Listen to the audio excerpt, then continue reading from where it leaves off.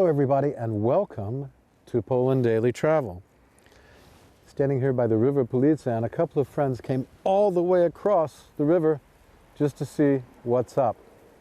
Unfortunately, don't have anything, no bread or anything to feed them, but nice swans, aren't they? Yeah, we're here on the river Pilica at Spawa.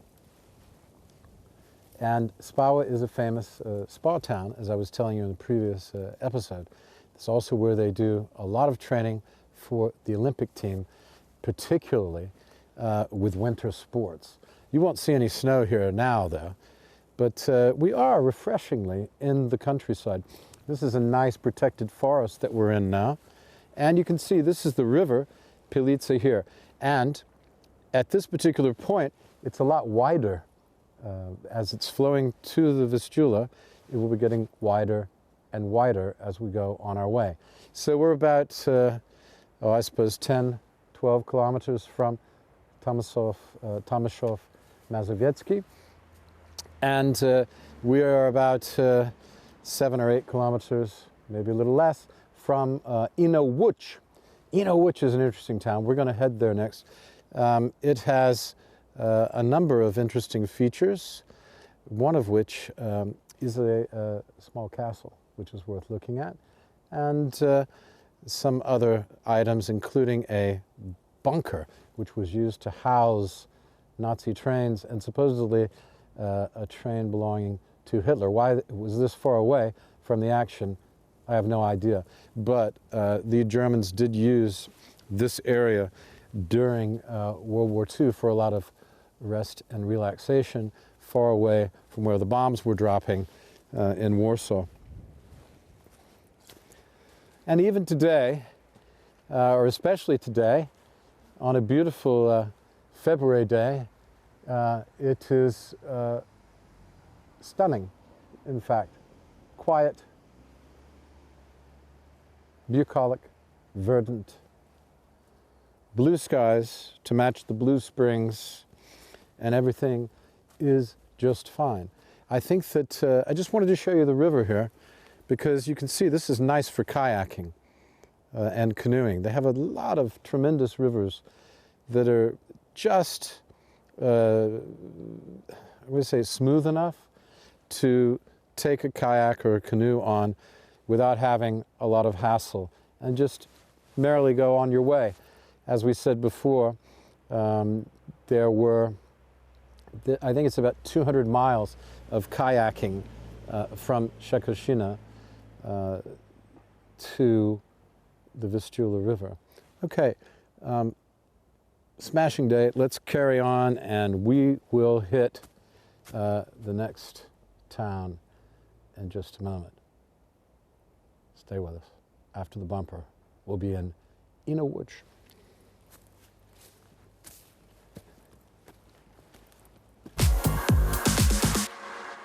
Welcome back after the bumper.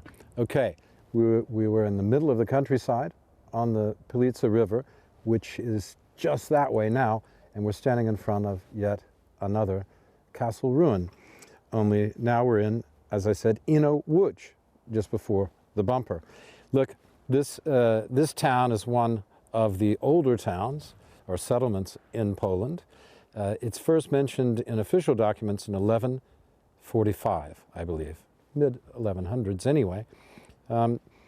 This castle was built again by Kazimierz, just like the one in Rawa and like so many others that we have seen. He built extensive castles all across this part of southern Mazovia, and also Holy Cross, and also in eastern Silesia. And this was all to defend the southern parts of Poland from invaders from the south. Now, the other thing, not to mention the Mongols if they should venture in, the other thing worth remembering is that right here is the line of demarcation, the border between Lesser Poland and what used to be called Lechica. which was an old name for Poland, as I remember. I think, in fact, the Turks still call Poland Lechica. I'm not sure. Look that up yourselves, but I can't remember right now, but it does come to mind. At any rate, above us is Mazovia, and to the south we have Lesser Poland, which of course the center is Krakow, main city of Lesser Poland. Not only that, this was a major trading route. So people would come here to cross the river, and this was a major trading route between Torun, a city, a beautiful Gothic city that we have visited before. We spent a really good time there in the summer and showed you really a lot about that city. Then, so the route was between Torun to the north, on the Vistula, and remember the Pilica is a tributary of the Vistula, Torun, and then going further south to, you know, all parts, but particularly Hungary, Czech and Slovakia areas, and then Hungary. So a major trading route, and what it must have been like. Wagons over rutted roads, muddy, unpaved, medieval roads, horses pulling carts, mules, you name it, and just trying to struggle through the countryside with their goods. Other things, of course, were being shipped on the rivers, on small barges, etc. We know that. The Vistula was famous for that. And all these lesser rivers, of course, had barges on them as well. So trade was a huge thing, and agriculture was a huge thing in this tiny village, which is still a small town. It's not even 1,000 people today. That's 700 and some, I believe I read. And as you look around, if you were to look around in the town, it's a very small farming community. Okay, but I'm going to have a look at the castle inside.